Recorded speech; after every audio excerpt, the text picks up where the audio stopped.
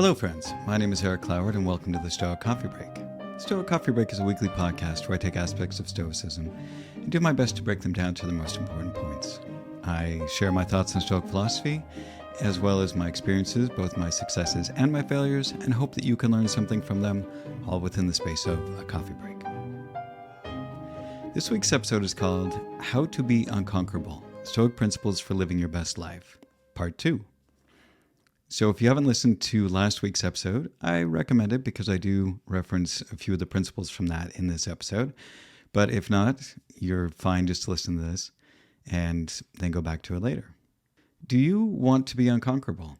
Do you want to live life to the fullest of your potential? So in last week's episode, I went through 5 different principles that you can use in your life to be unconquerable and to live a better life. And this week, I was going to give you 5 more, but you get a bonus of 6.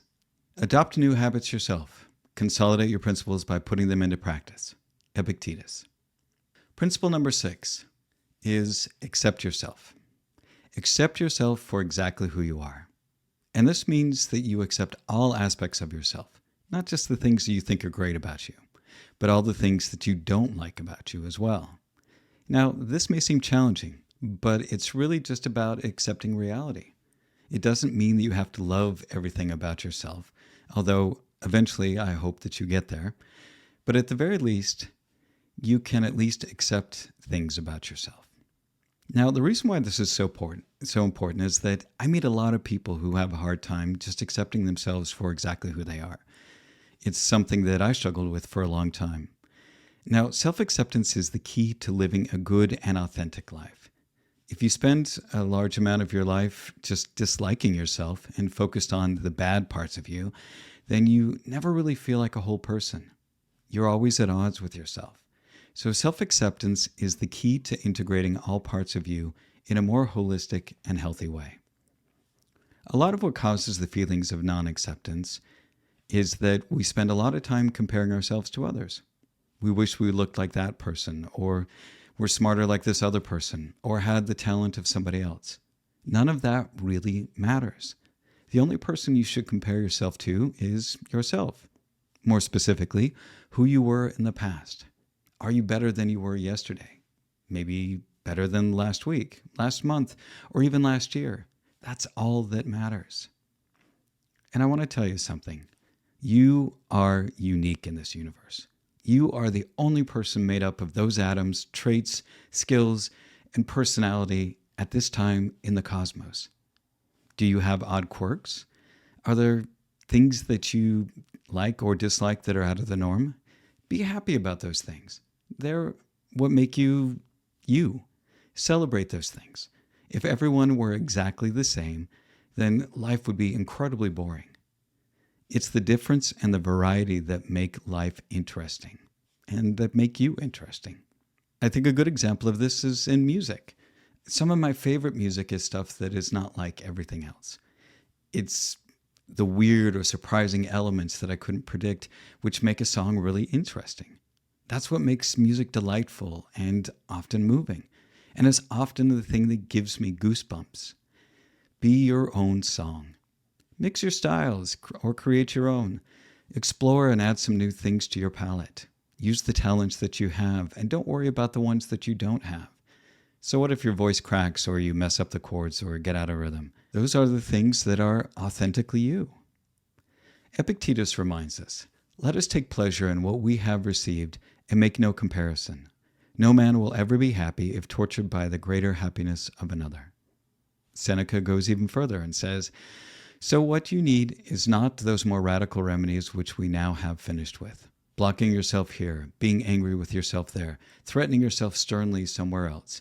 But the final treatment, confidence in yourself and the belief that you are on the right path, not led astray by the many tracks which cross yours of people who are hopelessly lost, though some are wandering not far from the path.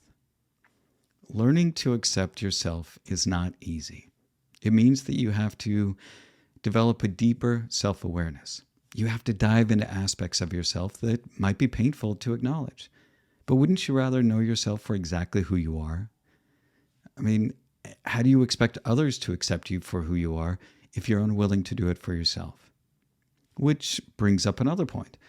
The better you are at accepting yourself for exactly who you are, all your flaws and all your shortcomings, the better you are at accepting those of others. I know that when I was less accepting of myself, I was certainly more judgmental of others. Being kinder to yourself makes it easier to be kinder to other people. Now, are there things about yourself that you don't like? Do you beat yourself up over your failings and weaknesses? Take some time this week to be kinder to yourself. Look at those things that you dislike about yourself and work on just accepting that they're a part of you. And if you want to dive deeper into this topic, I recommend listening to episode 218, which is called Self-Acceptance. Principle number 7, be willing to change. Becoming a better version of yourself is often painful. Who you will be tomorrow is not the same person you are today. You'll have to face hard truths about yourself, like I mentioned in accepting yourself. People may not like the person you become as you learn and grow. Some of them may not even end up being in your life anymore. But this is your life, and you need to live for yourself and not for others. Be willing to change. In fact, you should embrace change. Being willing to change is not the same as principle number 4, which is welcoming uncertainty. Being willing to change is about actively choosing to change and grow. And the universe is all about change. And the more you are willing to change, the better equipped you are to learn and grow and to become that full person that you want to be. And that's what life is all about. It's about growing into the best you that you can be. And you can't fulfill your potential if you're not willing to change. And if we're honest, you will change whether you like it or not. And think about who you were 10 years ago. Are you the same person? Life happens around you, and you will change. So why not make an active effort to change in the way that you want to? The Stoics often speak about change and how life and the universe is always in a state of flux. Marcus Aurelius often made observations about change in his meditations. He said, "Is any man afraid of change? What can take place without change? What then is more pleasing or more suitable to the universal nature? And can you take a hot bath unless the wood for the fire undergoes a change? And can you be nourished unless the food undergoes a change? And can anything else that is useful be accomplished without change? Do you not see then that for yourself also to change is just the same and equally necessary for the universal nature?" Now, this may seem counter to what I just talked about in accepting yourself for exactly who you are, but I think of them as complementary. If you don't know yourself and accept everything about yourself, how would you know what you would like to change about yourself? And the thing is, you can choose how and what you want to change and what you don't. Just because you don't like some aspect of yourself does not mean that you have to change it right away or at all. You always have a choice. Like I said in principle number 1, you are in charge of yourself. If you want to change things about yourself, you can. If you don't, then you don't have to. But understand that if you are unwilling to change, then you'll never reach your potential. So I want you to ask yourself, how open to change am I? Do I greet change willingly? Do I actively work towards developing myself into who I want to be? These are all good questions about your willingness to change and understanding that change is going to happen in life, so why not be in charge of it? Principle number 8, be open to criticism. Be open to feedback and criticism from others. This is crucial if you want to be able to make changes in your life. Now, this may seem counterintuitive to principle number 3, stop worrying about what others think of you, but it isn't. Again, this is another one that is complementary. When you don't worry about what other people think of you, you're able to handle criticism with a more objective point of view. You don't take things people say personally because you can recognize that anything that anyone says is just their opinion. The thing is, you don't have to listen to anything anyone else says. There is no one keeping track of if you listen or don't listen to what other people have to say about you. It is always your choice. And because it is your choice, you can choose to listen with objectivity and with curiosity. And the thing is, if someone is willing to share criticism with you, then there's a good chance that they think that you are strong enough to be able to handle it. And this is what Marcus Aurelius said. If anyone can refute me, show me I'm making a mistake, or looking at things from the wrong perspective, I'll gladly change. It's the truth I'm after. We need other people to help us see areas where we might have blind spots. We're never going to be perfect, and we may not know what we might be missing. If we're not open to criticism, then we may continue to make the same mistakes or continue in the wrong direction. So if someone is willing to give you feedback on something, it's always worth a listen. Now, this doesn't mean you have to change because somebody gave you some feedback. They could be completely wrong about something. Criticism should be only one data point in assessing if you should change something or not. You may have done something that they just simply disagree with, but that you feel aligns with your principles and you're okay with. This is why listening with objectivity and rationality and curiosity is important, so that you hear it as just data and not an attack. Principle number 9, radical candor and vulnerability. Be open, be honest, and transparent with others. The more you can practice radical candor, the easier it is to be vulnerable with others. So what do I mean by radical candor? It's not just about being honest. It's meaning that everything you say is true, which should always be the case. It's about letting people see what's behind the curtain. It's about telling people what you really think and feel rather than what you think they want to hear. This is how you get to be authentically yourself and you stop people pleasing. So let's take a moment here and define what I mean by people pleasing. People pleasing sounds like a good thing. You want other people to feel good and to feel happy. But people pleasing is saying or doing things just so that others will like you. It's a form of manipulation, which is why it feels so inauthentic and suspicious to those on the receiving end. You're trying to control how others will respond to you, and that is simply something that is outside of your control. When you practice radical candor, you are simply open and honest. You tell people the truth, even if others may not like it. But doing so fosters deeper connections because others know that they can trust you to say what you mean and mean what you say. You're not trying to say something just so they'll like you. Now, there are a few things to consider when you practice radical candor. First is that you always take responsibility for everything you say. For example, if you give your opinion on something, you say it's just your opinion. If you're upset about something that someone did, then you tell them how you feel about it rather than blaming them for how you feel. The second thing is that you should always come from a place of kindness. I never liked the term brutal honesty because it always seemed so full of malice, like you're out to hurt someone. And you're telling the truth in this case, not because you want to be hurtful, but because you're trying to communicate clearly and openly. It's like what Johann von Goethe said. I prefer an injurious truth to a useful error. Truth heals any pain it may inflict on us. When you practice radical candor, then you get to the heart of the matter and make meaningful progress with others. Otherwise, you aren't facing up to reality. How many times have situations in relationships never been fully addressed because no one is willing to step up and just tell the truth? Because of fear of being disliked or angering others, we shy away from the truth and continue avoiding it rather than saying what really needs to be said. So I want you to ask yourself, am I open and honest with those around me? Do I tell the truth no matter what? Is there something important I've been avoiding telling somebody else because I'm afraid they'll get upset about it? Step up, be transparent, and be authentically you. Principle number 10, live virtuously.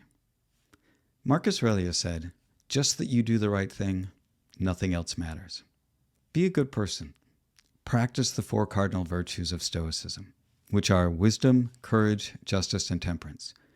When you use the virtues as a filter for everything you do in life, it makes it easier to live a good life, not just for yourself, but for everyone else around you. It means you choose to do the right thing even when it's hard. So let's take a moment and define each of the virtues. First is wisdom. And what the Stoics mean by wisdom is practical wisdom, not just knowledge. It's about taking what you know and the experience you've had to always make the best decision you can in a way that is ethical and aligns with your principles.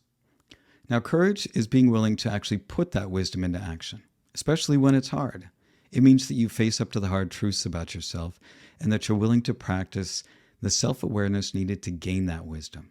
It means you make choices that don't just benefit you, but you take actions that you know are right, even if it's to your detriment. Now, justice is about how we treat other people. You treat other people fairly and honestly and with compassion. Justice incorporates wisdom and courage. It takes wisdom to understand and judge situations correctly. It takes courage to treat others well and to not just look out for your own self-interest. The last virtue is temperance, which means discipline or moderation. Temperance is the glue that binds all of the other virtues together. It takes discipline to pursue wisdom, to implement courage, and to practice justice. It means that you keep your commitments to yourself and to others. When you live with the four virtues as your guiding principles, then every decision you make needs to check all those boxes. You ask yourself, am I acting with wisdom? Am I being courageous? Am I treating others well? And how will my choices impact others? And lastly, am I stepping up and doing what I said I would do? If you can answer yes to all of those questions, then you can feel good about how you're living your life. You can stand behind the actions you take and the things you say.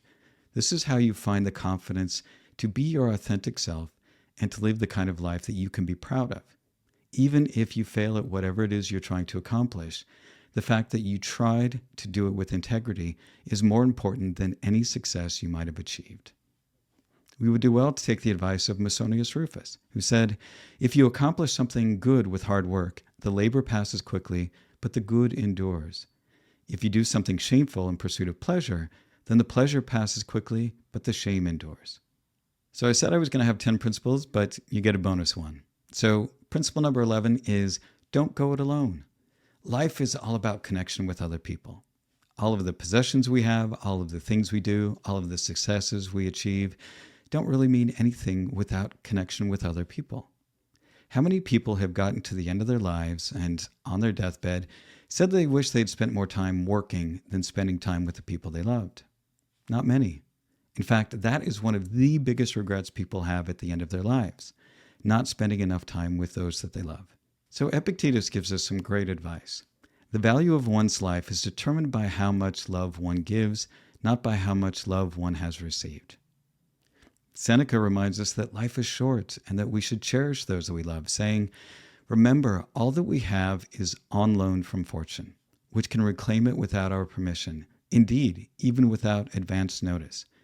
Thus, we should always love our dear ones, but always with the thought that we have no promise that we may keep them forever. Nay, no promise even that we may keep them for long."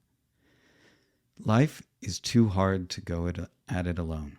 And loneliness is a big problem in our modern world. We're more connected digitally than ever, and yet people feel more alone than ever. It's through our connections with others that makes life meaningful and worthwhile. We face challenges better when we have others on our side. We also grow when we help others through their struggles. We also are more successful at the things we do when we involve others. Reaching out and building those connections with others is one of the key indicators of those who will probably live longer and happier lives. It's not possessions or success or titles that bring fulfillment, but sharing life, both the ups and downs with others. As a simple example, part of what made the Lord of the Rings movies so meaningful was that not just that they had these adventures, but it was the loyalty and the friendships that were forged through all the struggles. So take some time each week to strengthen those connections you have in your life. Send a random text to those that you care about, letting them know you appreciate them. Go have lunch with somebody you haven't seen in a while who really lifts your spirits. Help someone who's struggling, and be the Samwise to their Frodo. Stoicism gives us a lot of amazing tools to live a better life. These principles are time-tested. They're things that I've used in my own life, and I've found them to be some of the most powerful tools to living the kind of life that I want to do. And as Seneca says, we can become unconquerable. And that's the end of this week's Stoic Coffee Break. As always, be kind to yourself, be kind to others, and thanks for listening. Also, if you're not following me on social media, please do so. You can find me on Instagram and Threads at stoic.coffee, and you can find me on Facebook, LinkedIn, Twitter, and TikTok at Stoic Coffee. Also, if you want, you can watch these episodes on YouTube, which is also at Stoic Coffee, all one word. Thanks again for listening.